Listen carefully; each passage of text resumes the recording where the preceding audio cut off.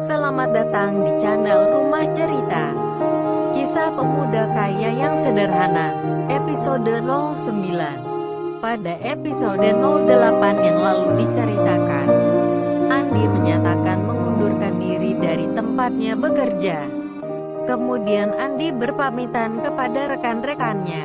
Hari itu Andi bekerja sampai pukul 5. Jam kerja hari ini telah usai. Andi kemudian mempersiapkan diri untuk pulang. Andi seperti biasanya berdiri di pinggir jalan raya untuk menunggu angkutan umum yang biasa dinaikinya. Di tengah penantiannya itu tanpa disadari ada sepasang mata yang memandang ke arah Andi. Sepasang mata di dalam sebuah mobil mewah.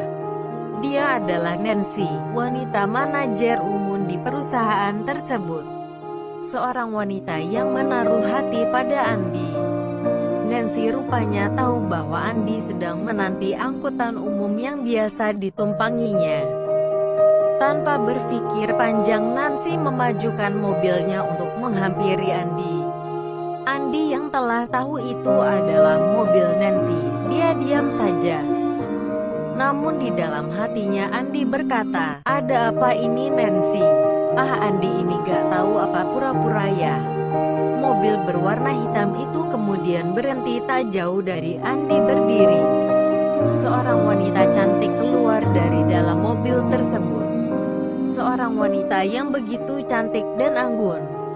Wanita yang tak lain adalah Nancy tersebut kemudian berjalan menghampiri Andi. Nancy kemudian menyapa Andi. "Kamu mau kemana?"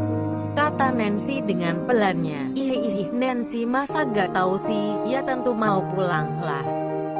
Andi kemudian menengok ke arah Nancy. "Sore Nancy, ini aku mau pulang ke kos aku," kata Andi dengan pelan dan senyum ramahnya. Nancy kemudian menyambung kembali ucapannya. Aku anterin yuk ke kos kamu. Ada beberapa hal juga yang ingin aku bicarakan sama kamu." Mendengar apa yang diutarakan oleh Nancy tersebut, Andi kemudian berkata, "Nan, kalau waktumu sempit gak usahlah kamu nganterin aku, gak apa-apa kok aku naik angkot. Kalau ada hal penting kan kamu bisa bicarakan sekarang." Mendengar hal itu nampak Nancy mulai kesal. Tangan Nancy kemudian meraih tangan Andi dan menariknya. "Ayo masuk mobil, jangan nolak-nolak." Nancy membuka pintu mobilnya dan masuk ke sebelah kiri. Kemudian Nancy memberikan kunci mobil tersebut pada Andi. Ini kamu yang nyetir, masa aku?" kata Nancy. Andi cuma bengong mendapat perlakuan seperti itu. Kemudian Andi masuk ke mobil Nancy dan menjalankan mobil tersebut. Beberapa saat setelah mobil berjalan, Nancy berbicara dengan sedikit memohon. Jangan pulang dulu ya, aku mau jalan sama kamu, kita carilah tempat buat santai. Terus kita makan malam bersama, kamu mau ya please?" Wah, si Nancy mulai cengengi sama Andi, gak seperti biasanya yang anggun dan berwibawa. Mendengar apa yang diminta oleh Nancy tersebut, Andi hanya menjawab singkat, "Iya, tapi jangan terlalu malam ya." Andi kemudian meluncur pelan ke sebuah kafe yang cukup terkenal. Setibanya di kafe tersebut, Nancy langsung memilih tempat duduk di pojokan. Pinter juga nih si Nancy pilih tempatnya, biar bisa romantis gitu kali ya. Nancy segera memilih menu. Kemudian Nancy berkata pada Andi, "Andi pilih apa?" Andi segera menjawab, "Samain aja sama kamu gak apa-apa kok." Andi kemudian meraba sakunya, mengambil dompet dan menyerahkan pada Nancy. Sedangkan Nancy terdiam dan tak tahu maksud Andi apa. "Ini buat apaan?" Mendengar itu, Andi berkata, "Buat bayar makanan, uangku cuma itu, ceh." Mendengar itu Nancy jadi tertawa pelan, kemudian dibukanya dompet itu. Kini tawa Nancy terdengar kembali. Di dalam dompet Andi cuma ada uang 70.000. Nancy tertawa juga kasihan melihat itu semua. Kemudian Nancy mengambil uang dari dalam dompetnya. 10 lembar uang 100 ribuan dimasukkan ke dalam dompet Andi. Melihat hal itu Andi cuma tersenyum. "Lah kok aku dikasih uang?" Nancy sambil tersenyum berkata, "Kasihan dompetmu An, gak ada penghuninya. Penyamaranmu benar-benar sempurna An. Udah biar aku yang bayar saja." Nancy kemudian memesan makanan dan minuman untuk mereka berdua, dan membayar makanan tersebut. Di tengah-tengah acara makan tersebut Nancy berkata pada Andi, "An, kamu mau kerja di mana setelah ini? Aku tahu kok di siang tadi itu." Mendengar itu Andi segera berkata, "Ya gitu. Aku udah gak nyaman lagi setelah penyamaranku ini terbongkar. Besok mungkin aku akan bekerja lagi di tempat lain, masih sebagai cleaning service juga kok. Gak jauh-jauh juga dari perusahaan kita kok. Kebetulan ayah beli perusahaan baru di situ. Ini masih masa transisi, jadi banyak hal yang harus dibenahin. Jadi ya gak apa-apa. Biar aku di situ." Mendengar hal itu maka Nancy pun paham akan kondisi yang sebenarnya. Tanpa diduga Nancy melanjutkan pembicaraannya. "An, aku bisa gak kira-kira kalau aku pindah ke situ juga?" Andi yang hatinya kurang peka, menjadi agak heran juga mendengar itu.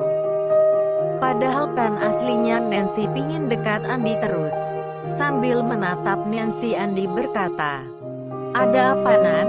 Kamu gak betah di situ?" Nancy menjawab singkat, "Betah sih." Jawaban singkat ini membuat Andi bertanya-tanya, "Nah kalau sudah betah kenapa mau pindah?"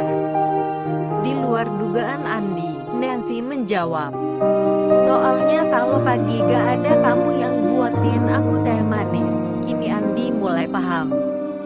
"Ya sudah, nanti aku suruh orang lain buatin kamu teh manis kalau pagi." Tiba-tiba satu cubitan melayang lagi ke pinggang Andi, sambil terdengar suara Nancy. "Ini nih orang kalau gak paham-paham." Andi yang sebenarnya sudah paham lalu berkata, "Bisa saja sih kamu pindah bersama aku, tapi aku berharap kamu tetap di sana saja.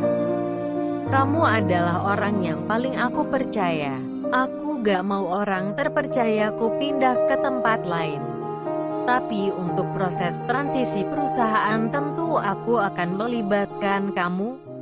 Dalam beberapa minggu kamu akan bekerja di tempat baru tersebut. Kamu harus melakukan audit internal bersama dengan tim yang lain."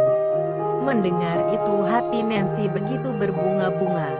"Tapi janji ya jangan macam-macam di tempat baru." Ini apa ya kok Nancy begitu? Mereka kan bukan sepasang pacar." Andi cuma tersenyum, dan menjawab, Iya. Acara makan malam dan ngobrol-ngobrol itu tak terasa sampai pukul 8 malam. Andi kemudian berkata, "Nancy kita pulang yuk, jangan malam-malam, baru juga pukul 8-an. Masih sore, hehehe." Kini gantian Andi yang menarik dan menuntun Nancy. Romantik banget ya malam ini. Tak terasa mobil mereka tengah melaju menuju arah kos Andi, yang sekarang menjadi milik Andi. Setiba di rumah Andi, mereka segera turun. Sedangkan Irwan yang melihat wanita cantik bersama Andi hanya bisa terbengong-bengong. Bidadari dari mana nih yang bisa disambar Andi? Batin hati Irwan. Setelah itu Nancy segera pamit kepada Andi untuk pulang ke rumahnya. Irwan yang melihat hal tersebut segera bertanya kepada Andi, "An, siapa tuh cewek? Cantik banget." Andi pun cuma tersenyum-senyum, kemudian menjawab, "Itu manajer di tempatku bekerja." "Wow, beruntung banget Andi ini," pikir Irwan.